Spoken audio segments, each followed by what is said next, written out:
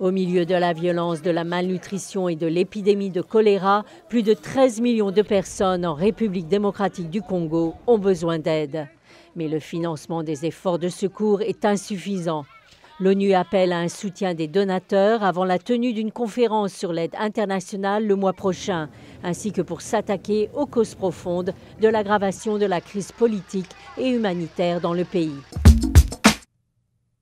Au cours de son séjour au Bangladesh, l'actrice Cate Blanchett, ambassadrice de bonne volonté du Haut Commissariat des Nations Unies pour les réfugiés, a exprimé ses inquiétudes concernant plus de 100 000 réfugiés Rohingyas vivant dans des zones sujettes aux inondations ou aux glissements de terrain. Les réfugiés qui ont fui la violence au Myanmar sont menacés par la prochaine saison de la mousson, qui pourrait provoquer de fortes pluies et des cyclones.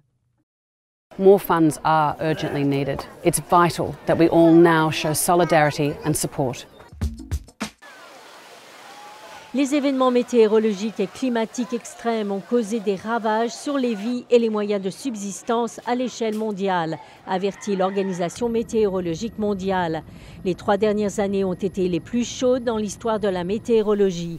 En 2017, des événements tels que des ouragans, des inondations, des vagues de chaleur et de graves sécheresses ont entraîné des dégâts supérieurs à 320 milliards de dollars.